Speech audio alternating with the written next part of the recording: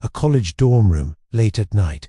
The rain beats against the window, shadows stretch across the floor. One bed is neatly made, untouched. The other is empty. The phone, the purse, the laptop, everything is still there. But the girl who owns them, gone.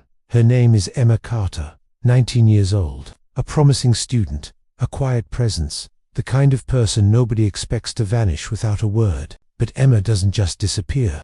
She leaves behind a trail of contradictions, a secret online alias, encrypted messages, and hints of a relationship no one ever knew existed. Detectives chased clue after clue, grainy security footage, anonymous chat rooms, whispered arguments in the dead of night. But every answer only raises darker questions. Who was Emma meeting in the rain? Why did her best friend Lily seem to know more than she admitted? And why do Emma's digital footprints look like they were written by someone else entirely?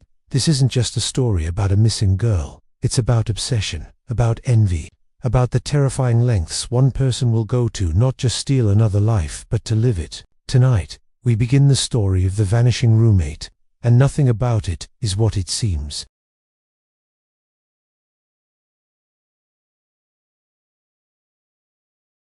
Dorms were never this quiet. There was always something, the hum of someone's fan, muffled music from a neighbor's room, footsteps down the hall, even the faint whoosh of traffic outside the window. But that morning, as the sunlight crept through the blinds, the room was still, too still. Lily sat up slowly, her blanket slipping to her lap. She turned toward the other side of the small dorm room. Emma's bed, empty. The sheets were neatly tucked in, the pillow fluffed, the kind of order Emma never left behind. Emma Carter wasn't messy by any means, but she was human. Most mornings her bed looked lived in, wrinkled sheets, a laptop tossed somewhere nearby, maybe a half-read textbook at the corner. Today, it looked untouched. Lily's voice cracked slightly as she whispered across the room. No answer. She tried again, louder. "Emma, you up already?" Still nothing. Lily swung her legs over the side of the bed and stood, brushing the sleep from her eyes. She expected to see Emma's sneakers gone, or her purse missing, something to explain where she might have gone. But the sneakers were still there by the door. The purse hung neatly on its hook. Emma's phone was charging on her desk, right next to her laptop. Her student ID, her keys, even the half-drunk iced coffee she'd brought home last night, sat on the dresser. Everything was here, except Emma. At first, Lily told herself it wasn't a big deal. Maybe Emma had gone for an early run, though she wasn't the running type. Or maybe she was in the shower down the hall. That had to be it. But when Lily checked the bathrooms, they were empty. No sound of water running, no signs of Emma. She asked a couple of other girls brushing their teeth if they'd seen her. They shook their heads. By the time she circled back to the room, her stomach had started to knot. Emma was not the type to vanish without saying something. She was punctual, predictable. She liked routines, morning classes, evening study sessions, the occasional coffee run. If she had an early meeting or class, she always mentioned it the night before. But last night, she hadn't. Last night, Emma had seemed off, quiet, distracted. She'd sat at her desk long after midnight, typing on her laptop with a focus that bordered on obsession. When Lily had asked what she was working on, Emma only said, "Homework." But Lily had caught a glimpse of the screen. No essay, no notes, just some kind of forum with lines of scrolling text. Now, that laptop sat right where Emma left it. By 9 a.m., Lily couldn't shake the feeling that something was wrong. She tried calling Emma's phone, just to be sure, but the device buzzed on the desk. She stared at it, unease crawling over her skin. At 10, she reported Emma missing. Campus security came first, a balding officer who looked more annoyed than concerned. "She probably just skipped out for the day," he said, jotting notes on a clipboard. "Happens all the time. Students pull all-nighters, crash at a friend's place, forget to tell their roommates. You'll see, she'll turn up." But Lily pushed back. "Her stuff is all here. Everything. Phone, keys, ID. She didn't just leave." The officer sighed, muttered something about protocol, and called the police. Detective Marissa Hale arrived an hour later. She was in her early 40s, sharp suit, hair pulled back into a nonsense bun. She had the look of someone who had seen enough of these cases to know how they usually went, but also the patience to listen. "Walk me through it," Hale said, as she stepped into the cramped dorm room. Lily did, pointing out the untouched bed, the belongings left behind, the iced coffee still sweating on the dresser. Hale examined everything carefully, her gloved hands brushing over the items. No sign of forced entry. Hale murmured, "Door locks automatically." "Right, yeah," Lily said. "You need a key card to get in."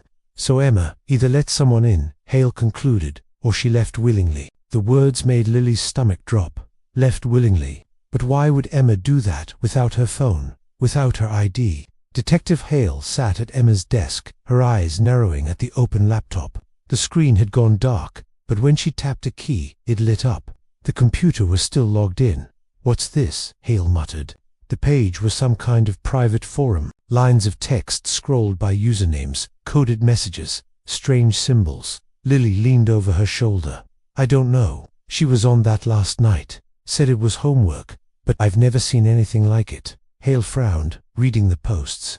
"Not homework. Looks more like some kind of underground chat board. Anonymous users, encrypted messages. Not exactly student-friendly material." Her eyes flicked toward Lily. "Did you know Emma had this kind of online life?" Lily hesitated. "No, I mean she never mentioned it. Emma was private, but not secretive. You know, not like this." Hale didn't answer. She just kept scrolling. And then, she found it. A message posted at 1:47 a.m., just hours before Emma vanished. From user, ShadowLily. "It's time. Meet me tonight. No one can know." The room went cold. Lily stared at the screen, her mouth suddenly dry. "ShadowLily," she whispered. That can't be her." But Hale's eyes were sharp, unwavering. "Emma posted this, from this laptop, just hours before she disappeared." The detective turned toward Lily, her voice low, deliberate. "Tell me the truth. Who is she?" And that's when Lily realized, this wasn't just a disappearance. This was a secret Emma had been hiding all along.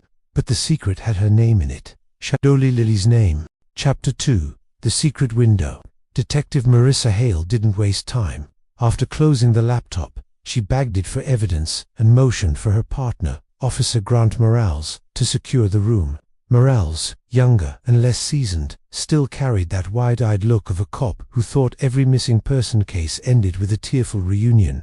Hale had no such illusions. "Canvass the dorm," Hale instructed. "Neighbors, friends, anyone who might have seen Emma leave. I want a timeline." Morales nodded and slipped out the door. Hale turned back to Lily, who sat rigid on her bed, twisting the hem of her sweatshirt. "Let's get something straight," Hale said, her tone calm but firm. "You're not under arrest. But if Emma used the name ShadowLily, I need to know why. Did she ever mention it to you?" Lily shook her head quickly. "Never. I mean, she kept things to herself sometimes, but not like this.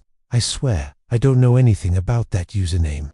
Hale studied her for a long moment, then nodded. "Fine, but we're going to dig into Emma's online life, and if your name keeps coming up, we're going to have a problem."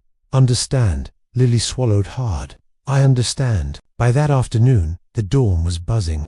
Students lingered in the hallways, whispering about police tape, detectives, and Emma Carter's sudden disappearance. Morales returned with a stack of notes. "Most of the girls say they didn't see her last night. A couple heard footsteps around 2 in the morning. One thought she heard voices in the hall, but she couldn't be sure." "Security cameras?" Hale asked. "Yeah, that's the weird part," Morales said. "Cameras cover the front and back entrances, but not the side courtyard. Maintenance said they've been broken for weeks." "Convenient," Hale muttered. "So whoever left didn't go out the main doors." Morales flipped through his notes. "But there is something else. One of the girls on the second floor swears she saw Emma's window open around 2 a.m. Said she thought it was strange because it was raining." Hale's eyes sharpened. "Her window." They went back to the room. Emma's side of the dorm had a narrow window, just wide enough for a person to squeeze through if they were determined. Outside, a rusted fire escape clung to the brick wall like a skeleton. Hale pushed the window open. The faint scent of wet concrete and rain drifted in. "Looks like someone's been using this as a door." Lily stepped closer, hugging her arms around herself. Emma never used the fire escape. She hated heights. She wouldn't people do things they swore they'd never do when they're desperate. Hale cut in. She leaned out, studying the ledge. Rainwater pooled on the iron grates, but there was also a faint scuff mark near the window frame. Someone had climbed through recently. Hale's gut tightened. This wasn't just a disappearance. This was a plan. Back inside, Hale called for campus security to pull whatever security footage existed. Hours later, they gathered in a small office cluttered with monitors. The grainy black and white footage played on loop. At 2:03 a.m., a figure emerged from the dorm's side door. Not the main entrance, but the emergency exit near the fire escape. The angle was poor, the rain blurring the image, but it was clearly Emma. Her long hair plastered against her face, her hoodie zipped tight. She looked over her shoulder once, hesitated, then stepped into the night. And then, 15 seconds later, another figure appeared.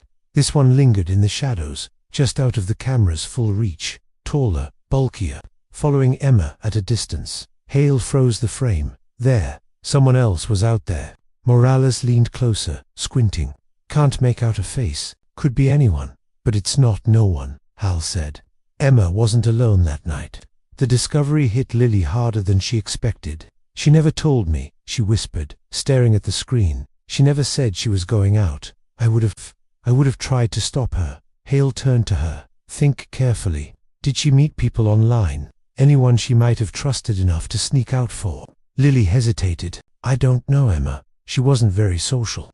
But lately she spent more time on her laptop. She stayed up later than usual, like she was waiting for someone to message her. I just thought she was stressed with classes, or hiding something, Hale said. Lily's eyes filled with tears, but she blinked them away quickly. If she was hiding something, I didn't know about it, I swear. Later that evening, Hale returned to the station to review the laptop. The tech team had already pulled logs from Emma's browsing history. The private forum wasn't a random chatboard. It was invitation-only encrypted, used for exchanging secrets, favors, even identities. Buried in the chat logs were dozens of messages from Emma's account. Most were vague. Talk about new beginnings, becoming someone else, erasing the old self. But one thread stood out. It was a conversation between Emma and another user, ShadowLily. Emac, I can't keep this up much longer. They'll find out. ShadowLily, they won't. Trust me. Just follow the plan. Emac, what if I can't do it? What if I want out? ShadowLily, then, I'll do it for you. Hale read the exchange 3 times, her jaw tightening with each pass. Emma had been planning something, a disappearance, and ShadowLily, whoever that was, had been pulling the strings. The next morning, Hale met Lily in a quiet cafe off campus. Emma was communicating with someone named ShadowLily, Hale said, sliding a printout of the chat logs across the table. You're telling me that has nothing to do with you? Lily's hands trembled as she picked up the paper. She scanned the words, her lips parting in disbelief. I didn't write these. I didn't even know Emma was on this site. But, look at this. It's like she was talking to herself, planning to disappear. Hale leaned forward, or someone close to her was convincing her to. Lily's face flushed. You think it's me, don't you? Just because of the name. I think someone wanted us to think it's you. Hale replied carefully. But whoever ShadowLily is, they're the key. They knew Emma's fears. They knew her routine. They knew enough to convince her to sneak out that night. Lily's voice dropped to a whisper. Then Emma wasn't just taken, she was lured. That night, Hale couldn't sleep. She sat in her dark office, the glow of the laptop screen reflecting in her glasses. She replayed the security footage again and again. Emma stepping into the rain, the shadowed figure trailing her. She paused at the frame where Emma looked back over her shoulder. The fear in her posture was subtle but undeniable. Emma hadn't just left, she was running. Running from someone she knew. Chapter 3. The boyfriend nobody knew. Detective Marissa Hale stared at the still image until her eyes blurred. Emma Carter mid-stride, her hair whipping in the rain. And behind her, the figure the camera had caught him in profile. The streetlight illuminating just enough to reveal a sharp jawline, a hoodie pulled over his head, and a posture that screamed familiarity. He wasn't a stranger lurking in the shadows. He was someone Emma knew. Hal wasted no time. The next morning, she gathered a list of Emma's close contacts, classmates, professors, club members, co-workers. Morales combed through the list, circling names. Look at this, Morales said. There's a guy named Ryan who works at the campus coffee shop.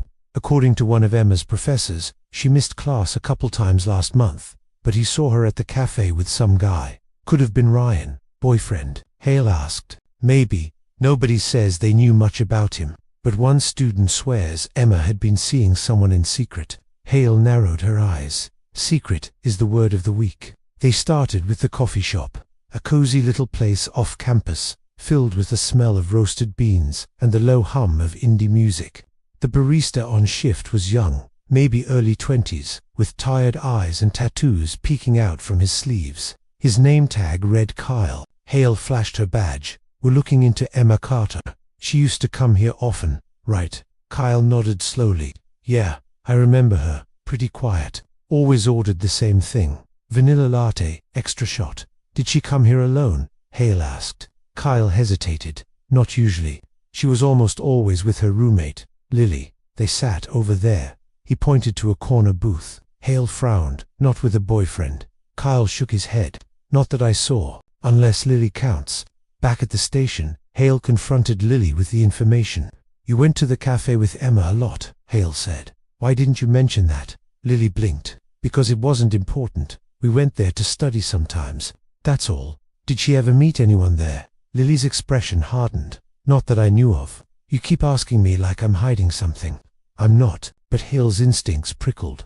Lily was defensive, maybe even angry. Whether it was guilt or frustration, Hale couldn't yet tell. The breakthrough came from Emma's phone. Though it had been sitting untouched in the dorm room, the tech team recovered deleted texts. Most were mundane, class reminders, notifications, but one thread stood out. The messages were from an unsaved number. Unknown. Same place tonight. Emma can't. Lily's around. Unknown. Make an excuse, Emma. Not worth the risk. She asked questions. Unknown. You promised. The timestamps matched late nights Emma had been online. The last message was sent 2 nights before she vanished. Unknown. Don't back out now. You know what's at stake. Hale tracked the number. It belonged to a prepaid burner phone purchased at a gas station 2 miles from campus. No registered name, no ID, just cash. But that wasn't the only lead. Security footage from the gas station showed the buyer. Male, hoodie pulled low, head turned from the camera. He paid cash, kept his face hidden. Still, the profile was familiar. The same build as the figure trailing Emma. "Looks like Emma had a boyfriend," Morales said, as they reviewed the footage. One she didn't want Lily to know about. Hale considered it. Or one Lily already knew about, and that's why she's being cagey. Morales raised an eyebrow. "You really think the roommate's involved?" Hale didn't answer, but her gut told her that if Emma had a secret relationship, Lily either knew more than she admitted, or was right in the middle of it.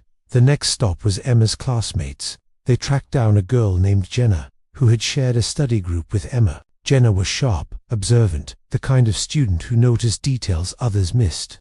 Emma was seeing someone, Jenna said matter-of-factly. When Hale asked, "She didn't tell me directly, but she hinted." Said she was finally doing something for herself, not what everyone expected of her. She seemed happier, nervous, but happier. "Did she say who it was?" Hale pressed. Jenna shook her head. "No, but she was always texting during study sessions, smiling at her phone. When I teased her about it, she just said, 'Not yet,' like she wanted to keep it a secret until she was ready." "Did Lily know?" At that, Jenna paused. "Actually, she said Lily wouldn't approve. That's why she was keeping it quiet." That night, Hale returned to the dorm. Lily was there, sitting cross-legged on her bed, staring at Emma's side of the room like it might answer her questions.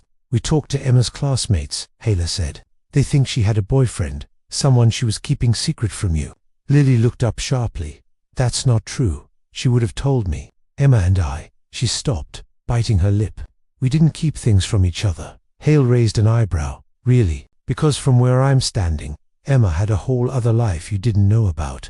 A secret boyfriend, secret online accounts, secret plans. How much did you really know about her?" Lily's face went pale. "You don't understand. Emma and I were close. Closer than anyone. If she was seeing someone, it wasn't real. She would have told me." Hale leaned in. "Or maybe she didn't tell you because she knew you wouldn't approve." For a moment, Lily's mask cracked.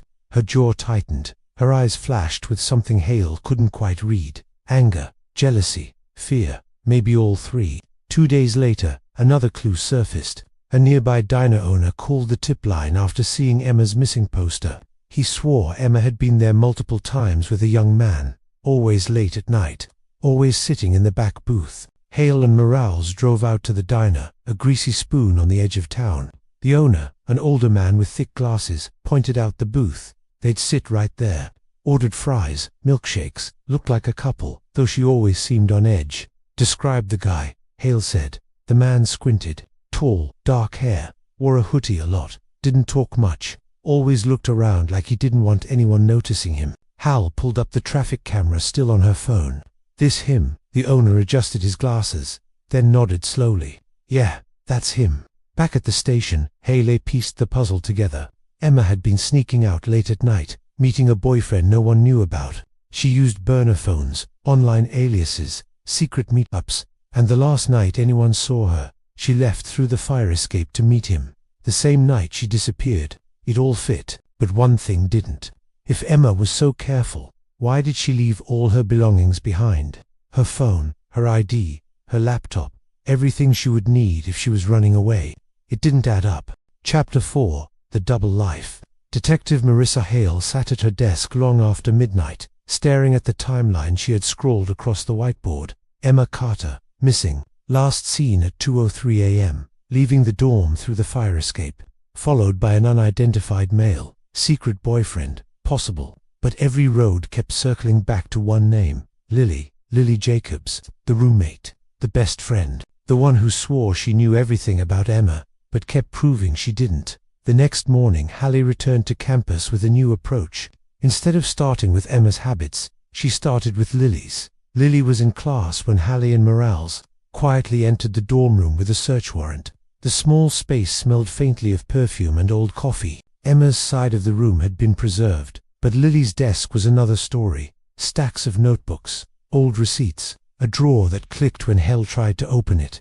Locked. Morales raised an eyebrow. Think she mind if we take a look? Hale pulled a small tool from her pocket. Not if it helps us find Emma. The lock gave way with a soft snap. Inside were neatly arranged folders, each labeled with Emma's name. Morales frowned. What the hell? Hale flipped one open. Inside were printouts of Emma's social media posts, screenshots of her emails, even old class schedules. Some pages had notes scribbled in the margins, times, dates, patterns. It wasn't just a drawer, it was a dossier on Emma. When Lily returned to the dorm later that afternoon, Hale was waiting.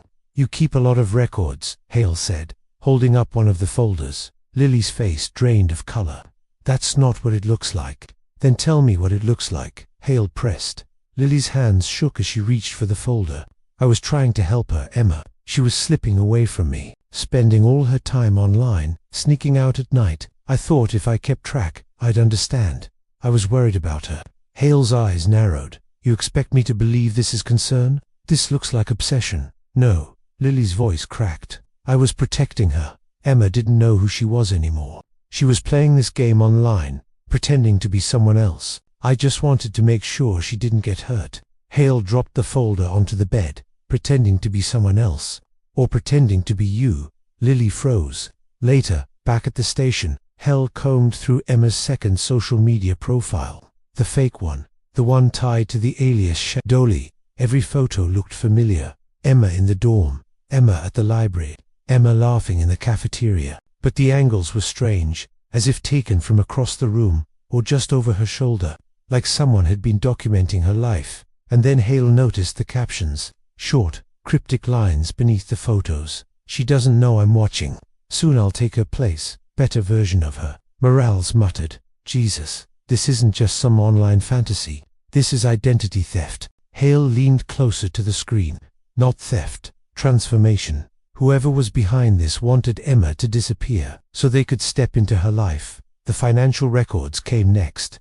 Emma's bank statements showed unusual withdrawals. Small amounts, spread across several ATMs, always late at night. But the withdrawals weren't hers. Security cameras caught the user's face half hidden under a hoodie. And it wasn't Emma, it was Lily. When Hale confronted her, Lily's defenses began to crack. I wasn't stealing from her, Lily said, tears streaking her face. We shared things. Clothes, food, money. She knew I borrowed from her account sometimes. Hale's voice was cold. Shared is one thing. Pretending to be her is another. Why were you using her name online? Why were you creating this second version of her life? Lily hugged her arms around herself. You don't understand. Emma had everything. A perfect family, perfect grades, perfect future. Everyone loved her. And me, I was just there. the roommate, the sidekick. Her eyes burned with something darker than grief. But online, I could be her. I could know what it felt like. Just for a little while. Hale's stomach turned. The lines between Emma's life and Lily's were blurring. Dangerously so. That night, Hallie spread the evidence across her desk. The fake profile, the bank records, the hidden photos. Piece by piece, the puzzle became clear. Emma hadn't been living a double life. Lily had been creating one for her. The next morning, Hale and Morales brought Lily back in for formal questioning. You said Emma was slipping away, Hallie began. But from what I can see, it was the opposite. You were slipping into her life. Lily shook her head violently. No, that's not true. I never wanted to hurt her. Hale slid a photo across the table. It was the traffic camera still. Emma walking in the rain, the shadowy figure trailing her. Then, explain this, because if it's not you in this photo, then who is it? Lily's eyes darted to the image, then away. I don't know. Hale leaned in. You knew Emma was sneaking out. You knew she was meeting someone. Maybe you followed her. Maybe you confronted her. Maybe it got out of hand. Lily's hands clenched into fists. No, I didn't. I would never. Her voice broke. I loved her. The room went silent. Hallie studied Lily's trembling form. It wasn't just friendship. It wasn't just envy. It was something deeper. Something that blurred the line between love and possession. And if Hale was right, Emma Carter had paid the price. Chapter 5, The Breaking Point. Detective Marissa Hale had handled enough missing person calls to know that most cases tipped on something small, one overlooked detail that wasn't small at all. In Emma Carter's case, everything felt big. The secret forum, the burner phone, the unknown boyfriend, the roommate who collected Emma like a hobby. Hale stared at the whiteboard until the lines blurred. The timeline looked like a heartbeat gone wrong. 2 a.m. exit. 27 minutes later, traffic cam shows Emma crossing Maple and 6th, the shadow figure behind her. Then a whole lot of nothing. Coffee? Morales asked, hovering in her doorway with 2 steaming cups. She accepted one. We need to knock on more doors. Whose? Everyone who heard anything the night she vanished. Start with the rock. Connor Pike, 23, was the resident assistant for the floor. He had the even, patient voice of a camp counselor, and the permanently alert eyes of a lifeguard who couldn't stop scanning the water for trouble. I remember that night, Connor said, ushering them into a tiny office crammed with extra blankets and first aid kits. We had a quiet hour's reminder at midnight. Rain started up after 1. I did my rounds at 1:30. Nothing seemed off. You have a master key, Hale said. Yeah, in emergencies. He gestured to a locked box bolted to the wall. Checked out to me when needed. You can ask campus security. Didn't use it that night. Hallie slid the traffic cam still onto the desk. Emma in the rain, a hooded figure behind her. Recognize him. Connor leaned in. His jaw worked. He shook his head. Hard to say, hood up. Could be any guy on this campus. But the way he walks, broad shoulders. Not a freshman. Did Emma ever file complaints? Stalkers, unwanted attention? Not with me, Connor said, but he hesitated. There was noise from room 314, 3 nights before she disappeared. Raised voices. I knocked. Lily answered. Said everything was fine. Did you see Emma? Hale asked. No. Lily said Emma was in the shower. I didn't push it. Look, I like both of them. Emma's was polite. Lily kept to herself, but lately he exhaled. Something in that room felt tense. Tense how?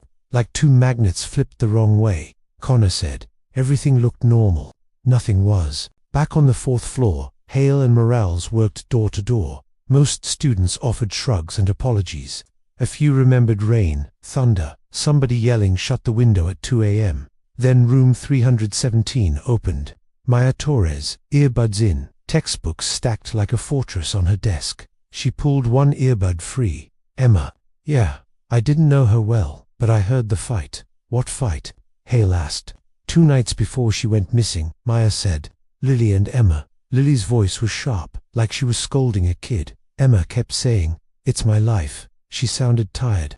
Then someone slammed a drawer. I thought about knocking, but not my business, you know. Did you hear words? Hale asked. Something like you promised me and you're not her. Maya squinted. It was weird, like Lily was mad that Emma was changing. Hale felt a cold line run down her spine. You're not her.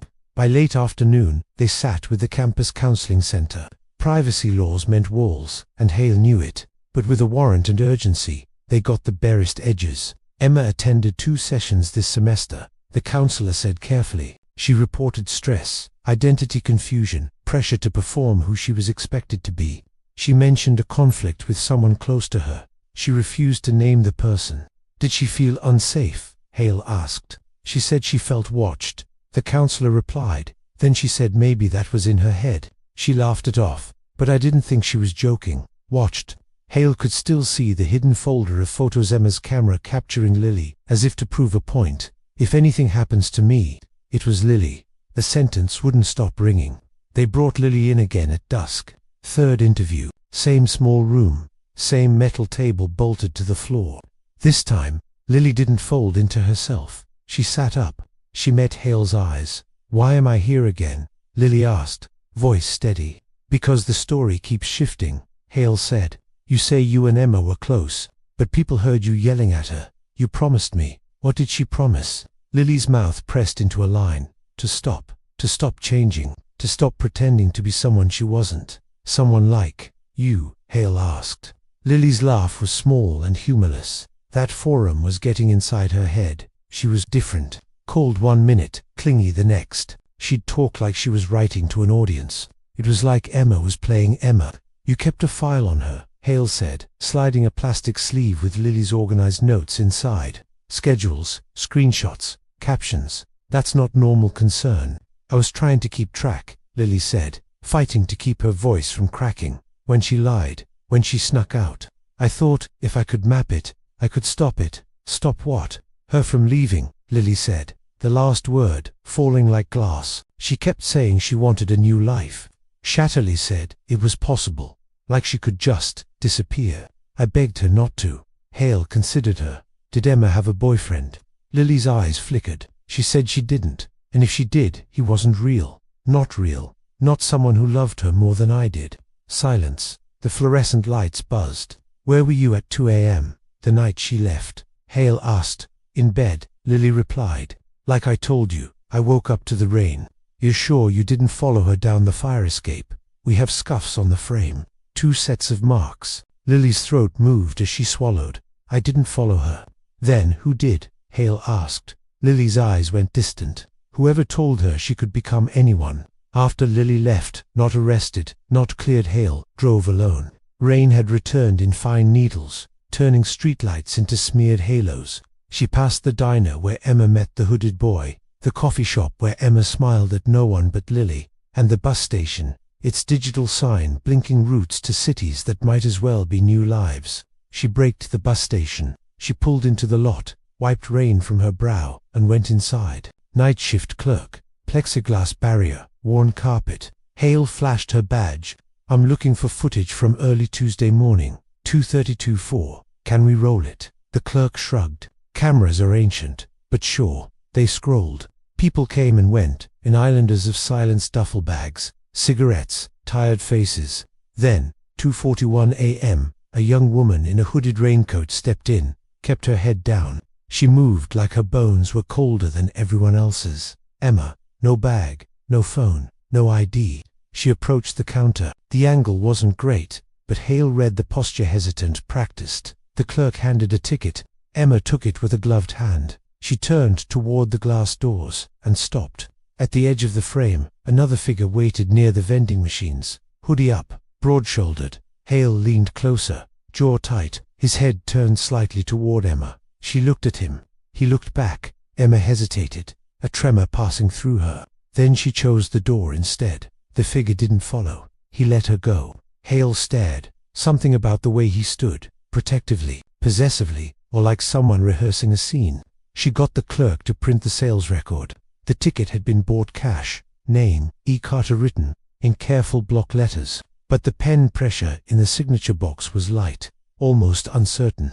"Do you remember this sale?" Hale asked. The clerk shook his head. "You kidding? I work graveyard." "Do you remember the hooded guy?" Hale pressed. "Yeah," the clerk said. Surprisingly, stood there for a while, bought a Sprite, didn't take his eyes off her, thought he was gonna follow, but he never moved. "Recognize him. Everyone looks alike at 3 a.m., the clerk said, except the ones who don't." Back at the station, Morales had been busy. He dropped a stack of receipts on Hale's desk, pulled Lily's card statements. He said, "You're not gonna love this. Wigs, 2 purchases, 1 long brown, 1 shoulder-length auburn, drugstore makeup heavy on contour and highlight, disposable phones, a prepaid visa, and, 3 days before Emma vanished, a visit to a print shop that specialized in novelty IDs for parties and film props. Legal, mostly harmless. Props," Hale murmured. "Or practiced. Could be coincidence," Morales offered weakly. "Coincidences don't buy 2 wigs," Hale said. "They buy 1 bad decision." He grimaced. "There's more. The prints from Emma's window. Frame solid match for Emma and an unknown. The unknown could be male. But the lab warns. Size and angle are noisy in the rain. So the shadow could still be anyone," Hale said. "Anyone," Morales echoed. Hale stared at the purchases, the wigs, the burner, the ticket in careful block letters, a shape assembled, someone learning how to become Emma, or how to walk away as her. "Pull the footage inside the station again," she said. "Pause on the moment Emma turns." They did. Frame by frame, pixel sludge to pixel sludge. Hale pointed, zoomed the mouth, the jawline. "On Emma, on the clerk," Hale said, "reflections in the glass." He tried. There wasn't much. But for a heartbeat, in the glass door as Emma turned, Hale caught an echo, the faintest suggestion of a face under the hood behind her. Not a man, a delicate chin, a mouth held too still, eyes that didn't blink enough. "Could be nothing," Morales said. "Could be everything," Hale replied. They returned to Lily's room with a second warrant. Lily watched them search without speaking. Hale opened the closet, neatly hung sweaters, color-coded shoeboxes stacked by height. At the back, in a storage bin, she found it. A long brown wig, the exact shade of Emma's hair. Hale lifted it, careful with gloves. "You want to explain this?" "For a costume," Lily said. "A party. Halloween came early this year." "It's May," Hale said. "So?" Lily shrugged. "Brittle. People have themed parties all the time." Hallie found an empty phone box, prepaid model, serial number scratched off, a cosmetics bag with a foundation shade 2 tones lighter than Lily's skin, and under the bed, tucked in the sleeve of a hoodie, a printed page, bus timetables with routes highlighted in yellow. "Where were you going, Lily?" Hale asked. "I didn't go anywhere," Lily said. "Emma did." Hale set the wig back and straightened. "You know what the scariest part of identity theft is?" Lily didn't answer. "It's not the bank accounts," Hale said softly. "It's the rehearsal, the practicing, how to sign a name, how to tilt a head, how to smile." Something flickered in Lily's eyes, a shiver of fury, quickly strangled. "Take her in," Hale said. Morales moved, but Lily didn't resist. She seemed relieved. "I want a lawyer," she said, finally, "and I want to tell you what Emma told me." Hale paused. "Which is she wanted out," Lily said, her voice suddenly small. "She said the only way to stop being what everyone expected was to stop being Emma Carter. So I helped her." "I did." "Helped her how?" Hale asked. "I got the wigs. I scouted the bus station," Lily said. "I bought the burner. I told her what to wear so cameras wouldn't see her right away. I did everything right. And then she left," Lily whispered, "and didn't take me with her." The words hung in the air, raw and naked. Hale felt something inside her tilt. "You wanted to go," Hale said. Lily looked down at her hands. "I thought she'd ask. What did you get in return?" Hale asked. Lily's smile was thin as paper. "I got to be the one who made it possible. I got to be the last person who really knew her, or the first person who replaced her," Hale said. Lily's face hardened. "I didn't replace her. Not yet," Hale said. They separated for the night while the lab reports queued up. Hale didn't go home. She walked the quiet corridors like a ghost, stopping only to rewrite the timeline. The board texture was slick beneath her marker. She kept hearing the counselor. She felt watched. She kept hearing Maya. "You promised me." She kept hearing Emma. "If anything happens to me." It was Lily. Near dawn, Morales stumbled into her office, hair a mess, tie crooked, a file clutched like a life preserver. "Lab finally came through," he said. "Laptop analysis." Hale held out her hand. "Tell me." Morales swallowed. Partial prints lifted from the keys, SHAD, OWL, and from the power button, trackpad, and underside casing. "Emma's?" Hale asked. Morales shook his head. "Wiped, thorough, but they got one full set." Hale's heartbeat went drumline. Whose? She asked. He met her eyes. Nowhere to look but the truth. Lily's, he said. Only Lily's. The office seemed to shrink around them. The whiteboard, the rain, the last cold breath before the plunge. Hale didn't sit. She didn't speak. She just saw it all at once. The wigs, the bus station, the careful block letters, the shadow with a delicate chin, and Lily's hands on the keys spelling the name that told them exactly who was in control the whole time. Chapter 6. Identity Theft. Detective Marissa Hale had been in the job long enough to know what obsession looked like. But this wasn't just obsession. This was rehearsal. The forensics report burned in her hand. The only prints tied to the ShadowLily account, the only evidence connecting the digital alias to real keystrokes, belonged not to Emma Carter. They belonged to Lily Jacobs. Hallie pushed into the interrogation room, file in hand. Lily sat with her lawyer, a stiff man in a cheap suit who looked like he'd rather be anywhere else. Hale set the file on the table and flipped it open. Photographs slid out Emma's laptop, the highlighted keys, the lab analysis sheet with Lily's prints circled in red ink. You said you were trying to protect Emma, Hale began, but this isn't protection. This is you, creating her second life. ShadowLily wasn't Emma, it was you. Lily's eyes flicked to the paper, then back to Hale. Her jaw tightened, but her voice was even. You can't prove I posted the messages. Maybe Emma typed them while I was at the keyboard. Maybe she wanted me to. Hale leaned forward, her voice low. Then why wipe her prints off the keys? Why leave only yours? That's not concern. That's control. The lawyer raised a hand. My client won't be answering further, but Lily cut him off, her voice sharp. I did it because she wanted to disappear, and I was the only one who knew how to make it happen. The room fell silent. Even Morales, watching through the two-way mirror, let out a low whistle. Hale didn't break eye contact. So you admit you helped Emma leave? Lily's lips curved into something halfway between pride and grief. I admit I gave her the tools. Wigs, phone, ID. She wanted out, and I made it possible. That's not a crime. That's love. Love, Hale repeated, the word sour on her tongue. Yes, Lily said, her eyes glinting. You don't understand what it's like to be invisible. To stand next to someone who shines so bright it blinds you. Everyone wanted Emma. Everyone praised Emma. But me, I was wallpaper, until she needed me. Hale's tone hardened. So you erased her.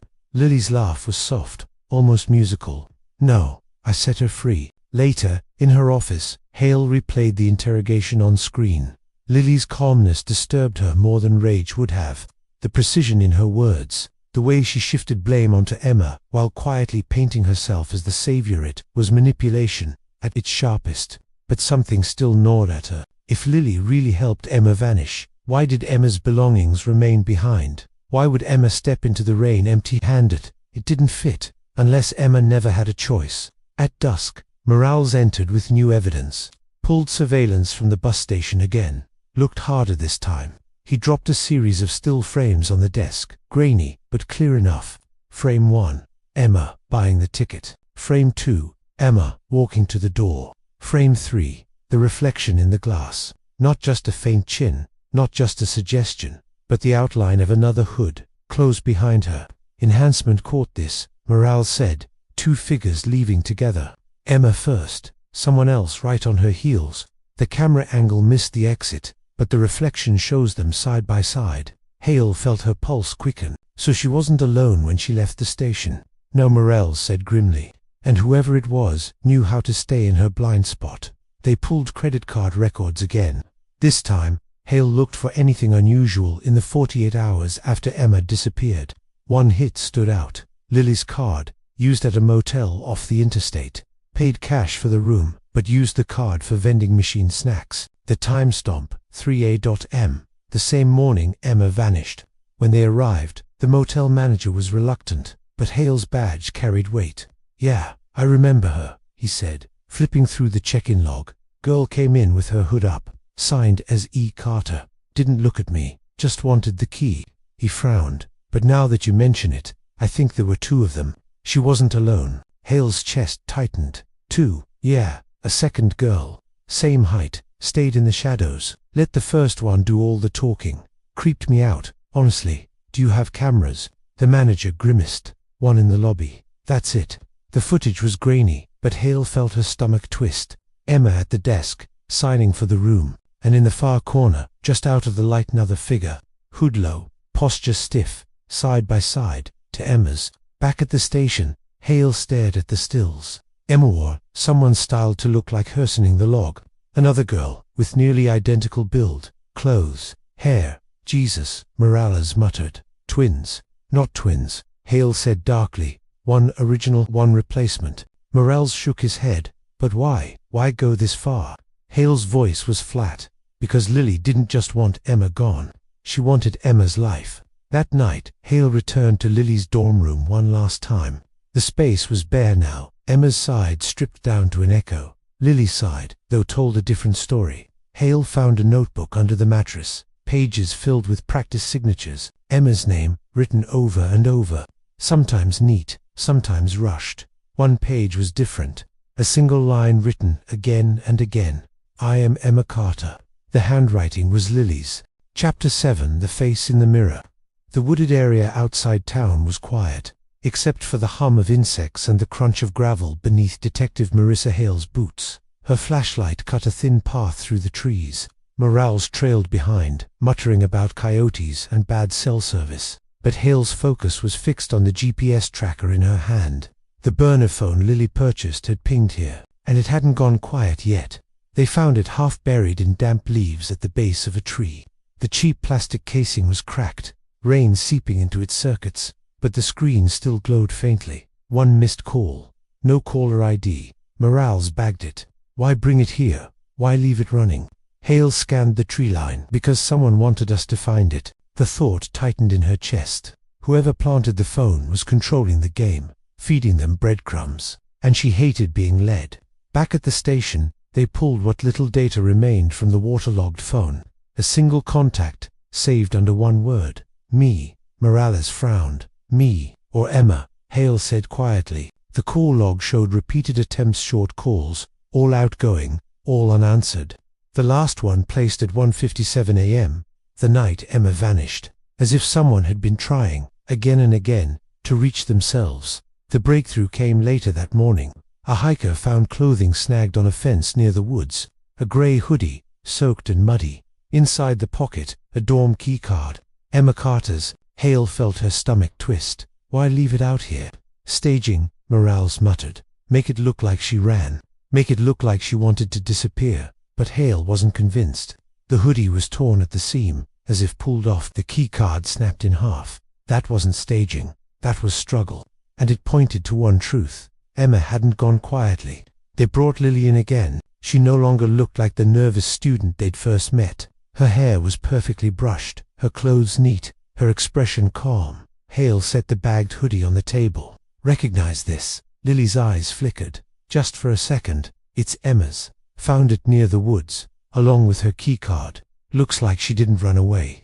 Looks like she fought. Lily's hands folded in her lap. You can think that. But Emma wanted to go. She said she couldn't live under her parents' expectations anymore. She said she wanted a clean slate. I helped her. Hale leaned closer. You helped her, or you replaced her? For the first time, Lily smiled. Slow, cold. What's the difference? The words lingered in Hale's ears as she dug deeper. Every new piece of evidence blurred the line between Emma and Lily. The wigs, the forged ID, the signatures, the second social profile. And then, the financial report came back. In the week after Emma's disappearance, Emma's bank account had been accessed multiple times, purchases of groceries, clothes, cosmetics, but the security footage told a different story. It wasn't Emma making the purchases, it was Lily, styled to look like Emma. Hale and Morales sat in the observation room, watching the footage play on repeat. Lily walking into a department store, her hair styled in Emma's familiar waves. Lily buying Emma's brand of shampoo, Emma's favorite notebooks. Lily swiping Emma's card with a casual smile. She's not just pretending, Morales said, his voice low. She's becoming her. Hale nodded grimly. And the longer Emma stays missing, the easier that becomes. The confrontation came that evening. Hale entered the interrogation room with one final piece of evidence, a mirror. She set it on the table between them. Lily's brows furrowed. What's this? Look, Hale said. Lily hesitated, then leaned forward. The glass reflected her face, her pale skin, her her carefully styled hair, her steady eyes. But behind it, taped to the wall, was a photo of Emma Carter, side by side. The resemblance was eerie. Lily's lips curved. She always hated mirrors. Said they made her feel like she was splitting in two, or like someone else was staring back at her, Hale said. Lily's smile widened. Maybe she was right. For a moment, the room was silent, except for the hum of the fluorescent lights. Then Lily whispered, almost to herself, "I am Emma Carter." The words were soft, but they landed like a confession. Chapter 8. The Final Twist. The photo should have been a relief. If Emma Carter was alive yesterday, it meant there was still a thread to pull. But Detective Marissa Hale didn't feel relief, as the grainy traffic cam still bled across her monitor. The girl at the bus terminal. Hair damp, hoodie zipped, chin tipped down like she'd learned invisibility by heart. What she felt was the slow click of a lock one she hadn't realized was already closed. "Run it again," she told Morales. "Don't show me Emma, show me everything around her." He scrolled through frames. The terminal clocks glowed a harsh white. People shouldered past in small, time-stamped storms. Then there an exit sign threw a trapezoid of light over the tiles. The girl in the hoodie stepped into it, and the light caught details the camera usually buried. The angle of her jaw, the stiffness at her shoulders, the way her right hand hovered a beat too long before swinging. Hale leaned closer. "Freeze." Morales did. "What do you see?" "Not what. What's missing?" Hale tapped the screen. "Emma broke her wrist last winter. Snowboarding accident.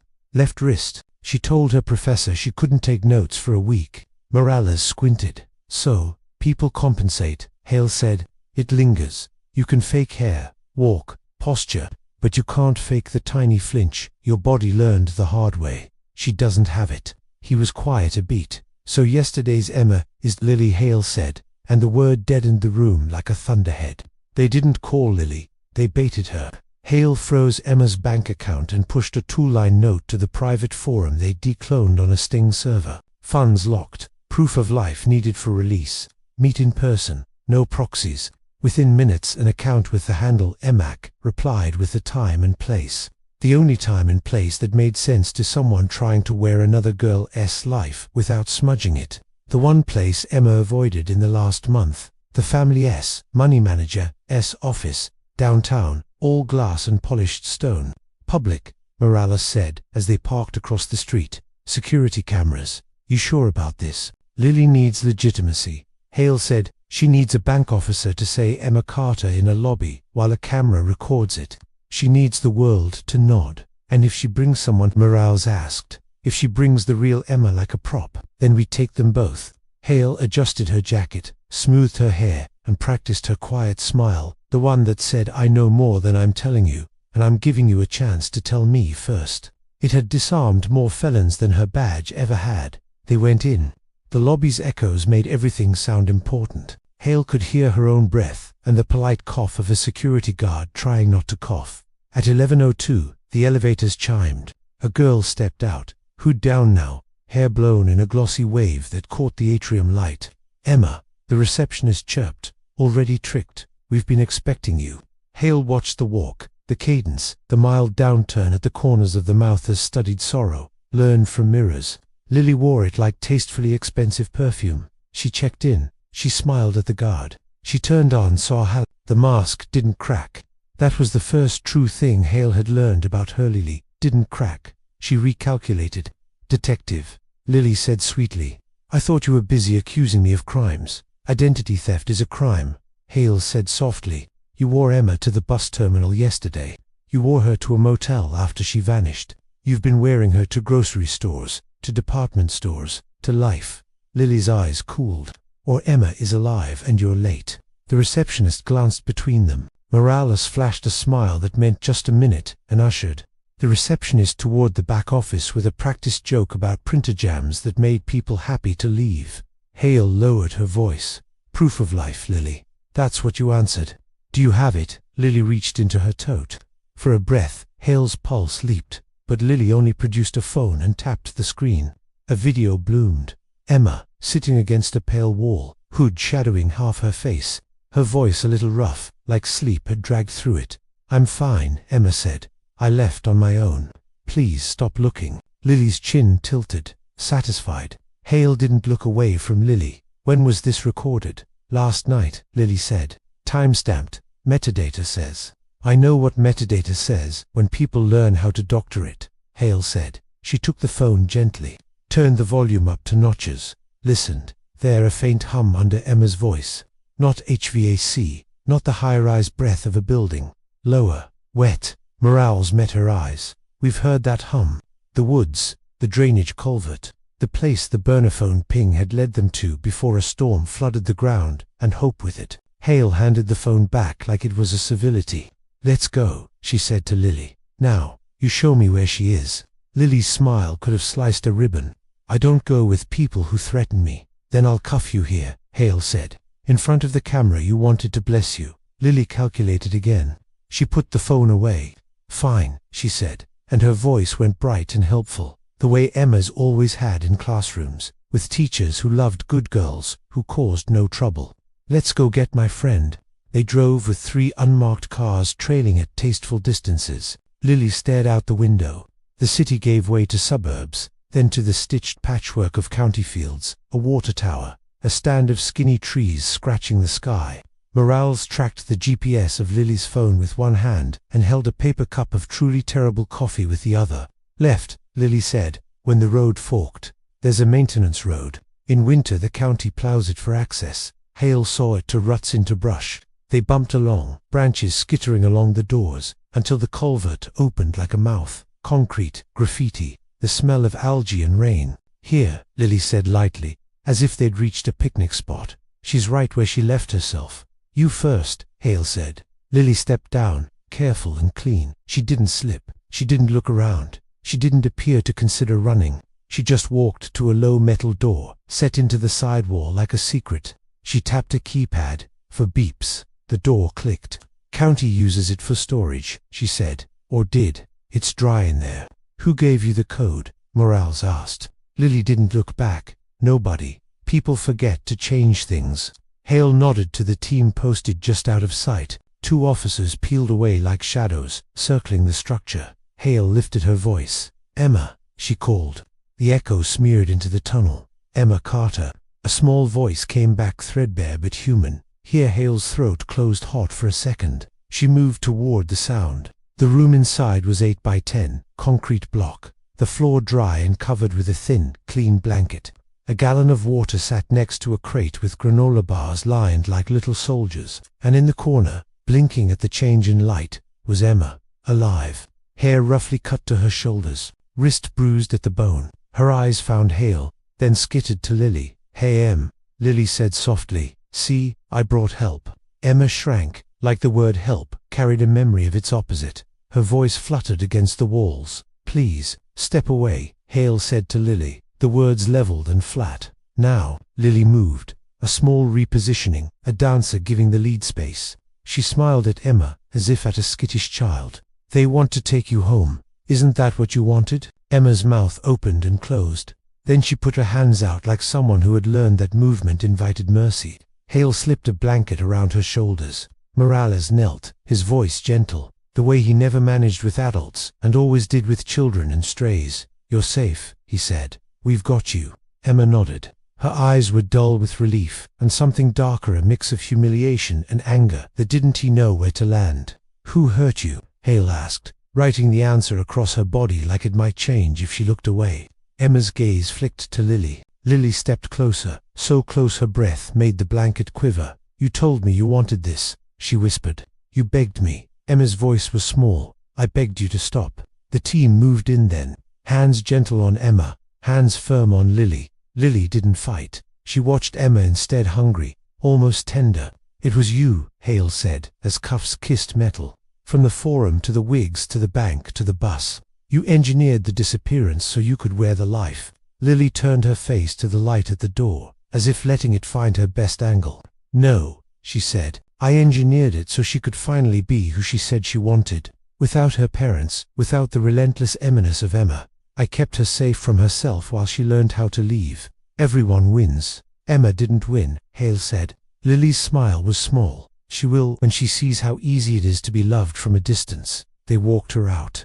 Report writing was the easy kind of hard. Boxes ticked. Facts stacked.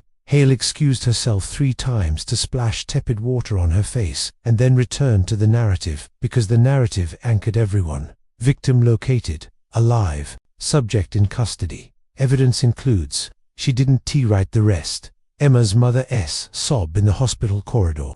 Emma's father S. hands shaking around a phone he didn't know whether to answer.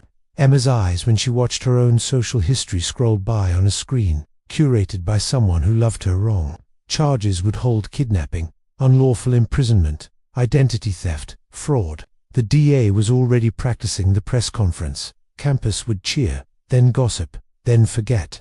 Hale didn't forget. Not the lightness of Lily's feet as she walked in cuffs. Not the way Lily nodded to glass. 2 days later, Hale visited the county jail with a small, unremarkable folder. She sat across from Lily behind thick plastic and a handset that smelled faintly of disinfectant and old breath. "Your lawyer wants you to say nothing," Hale said. "My lawyer wants me to say I'm sorry," Lily said. "I'm not." Hale put the folder on the metal shelf below the glass and opened it just enough for Lily to see. Practice signatures. "I am Emma Carter." The page with lines pressed so hard the paper almost split. "You never wanted to leave," Hale said quietly. "You wanted to stage, just not as you." Lily absorbed the paper like a mirror. "You ever want to be the woman who walks into a room and the room breathes differently?" she asked. "You ever want to stop being the person people put coats on?" Hale was still. "You could have been seen as yourself." "No," Lily said, and the flat certainty of it was a finality. "I tried, it never fit." She lifted the handset a little higher. "How is she alive?" Hale said. "Speaking to a counselor, seeing her parents. She asked me if she would ever feel like herself again. I told her yes." Lily's eyebrows lifted in a tiny, sympathetic arch. "Did you mean it?" "Yes," Hale said. "Because sometimes law enforcement is the last person left who has to sell hope without lying about what it costs. But it will take time." Lily looked off camera toward the reflection in the glass, a dull, warped oval that still caught enough of her face to feed her hunger. "She always hated mirrors," Lily murmured. "I never did." Hale stood. "This is over." Lily's smile returned. That paper-thin thing that meant she was choosing a version where she still had the last word. "It's never over. Give people a good story and they'll believe the ending they want. People have already seen Emma at the bus. They'll choose that." "We found the room," Hale said.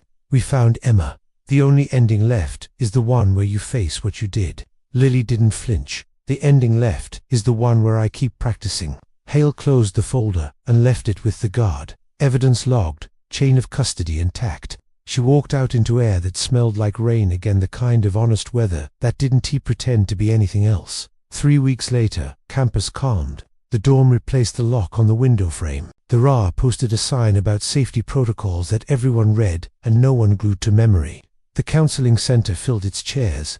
The coffee shop made another vanilla latte and slid it across a counter to a girl who used to drink them like ritual. Emma thanked the barista and left half of it untouched. Hale didn't stop by the campus as a cop. She stopped as a person who needed to see survival with her own eyes. She watched Emma cross the quadrangle and wanted to apologize for every moment they forced her to tell her story. She didn't. You don't apologize for pulling someone out of a dark room. You help them walk into the light without squinting. That night, finishing paperwork no one would read twice, Hale paused over the last line of her narrative. Resolution achieved. It wasn't the right word, but it was the one the database accepted. She typed it anyway. Her phone buzzed.